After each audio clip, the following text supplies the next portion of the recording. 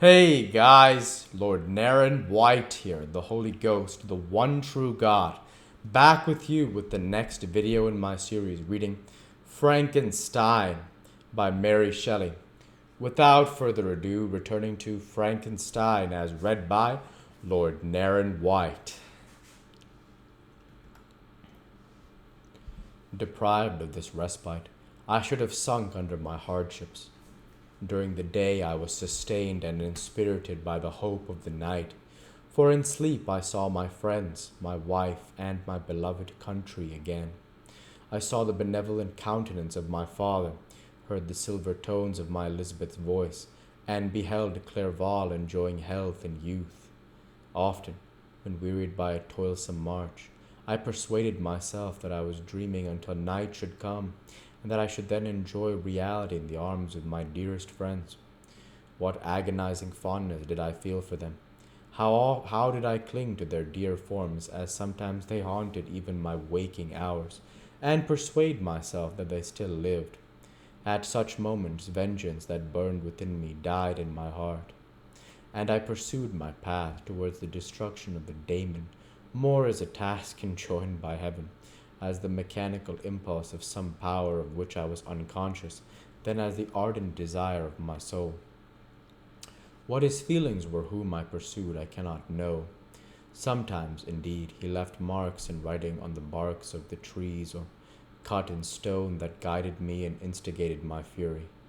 My reign is not yet over. These words were legible in one of these inscriptions. You live, and my power is complete. Follow me. I seek the everlasting ices of the north, where you will feel the misery of cold and frost to which I am impassive. You will find near this place, if you follow not too tardily, a dead hare. Eat and be refreshed. Come on, my enemy. We have yet to wrestle for our lives, but many hard and miserable hours must you endure until that period shall arrive. Scoffing devil, again do I vow vengeance. Again do I devote thee, miserable fiend, to torture and death. Never will I give up search until he or I perish, and then with what ecstasy shall I join my Elizabeth and my departed friends who, even now, prepare me the reward of my tedious toil and horrible pilgrimage. As I still pursued my journey to the northward, the snows thickened, and the cold increased in a degree almost too severe to support. The peasants were shut up in their hovels, and only a few of the most hardy ventured forth to seize the animals whom starvation had forced from their hiding places to seek for prey. The rivers were covered with ice, and no fish could be procured, and thus I was cut off from my chief article of maintenance. The triumph of my enemy is increased with the difficulty of my labors. One inscription that was left was in these words: Prepare! Your toils only begin. Wrap yourself in furs and provide food, for we shall soon enter upon a journey where your sufferings will satisfy my everlasting hatred. My courage and perseverance were invigorated by these scoffing words. I resolved not to fail in my purpose, and calling on heaven to support me, I continued with unabated fervor to traverse immense deserts until the ocean appeared at a distance and formed the utmost boundary of the horizon. Oh, how unlike it was to the blue seasons of the south! Covered with ice, it was only to be distinguished from land by its superior wildness and ruggedness. The Greeks wept for joy when they beheld the Mediterranean from the hills of Asia, and hailed with the rapture the boundary of their toils. I did not weep, but I knelt down and with a full heart thanked my guiding spirit for conducting me in safety to the place where I had hoped, notwithstanding my adversary's jibe, to meet and grapple with him.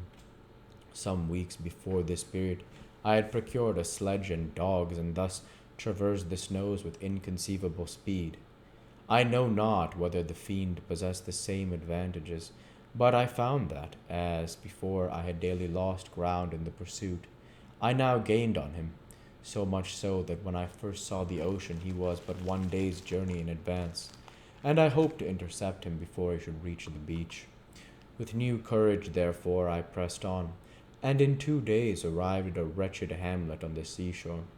I inquired of the inhabitants concerning the fiend and gained accurate information. A gigantic monster, they said, had arrived the night before, armed with a gun and many pistols, putting to flight the inhabitants of a solitary cottage through fear of his terrific appearance.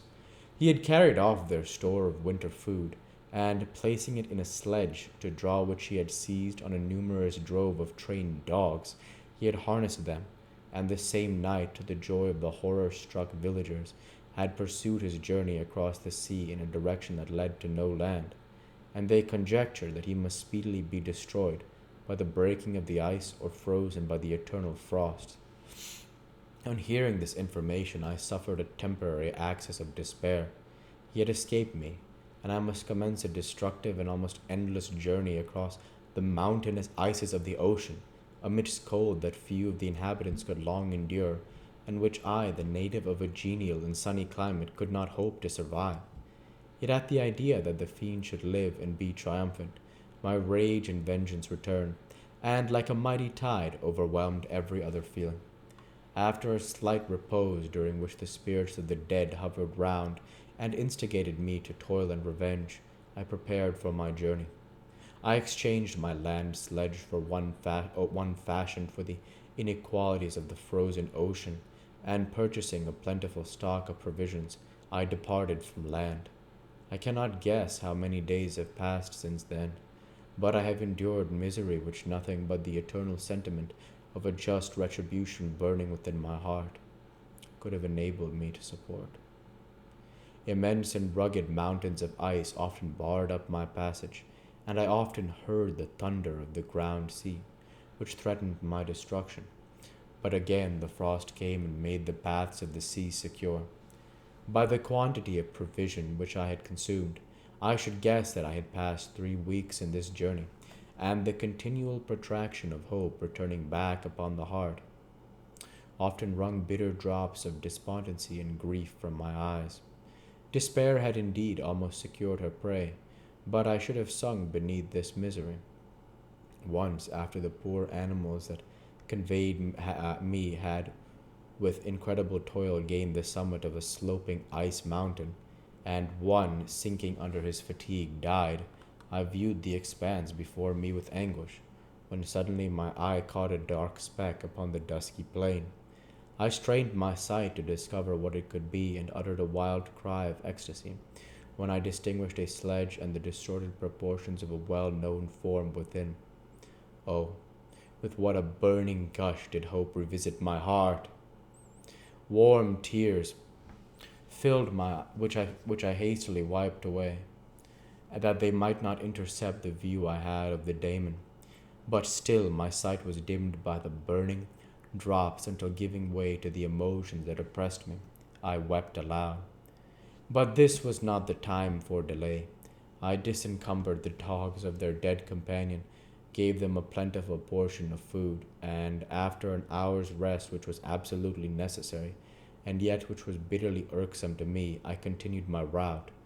The sledge was still visible, nor did I again lose sight of it except at the moments when, a short time, some ice rock concealed it with its intervening crags. I indeed perceptibly gained on it, and when, after nearly 2 days' journey, I beheld my enemy at no more than a mile distant, my heart bounded within me.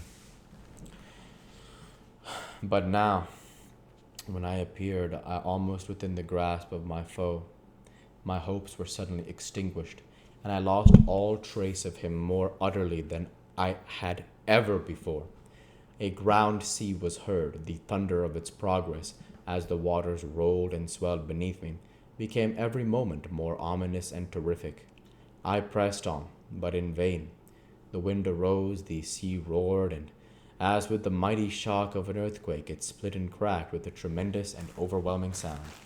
The work was soon finished, and in a few minutes a tumultuous sea rolled between me and my enemy, and I was left drifting on a scattered piece of ice that was continually lessening, and thus preparing for me a hideous death.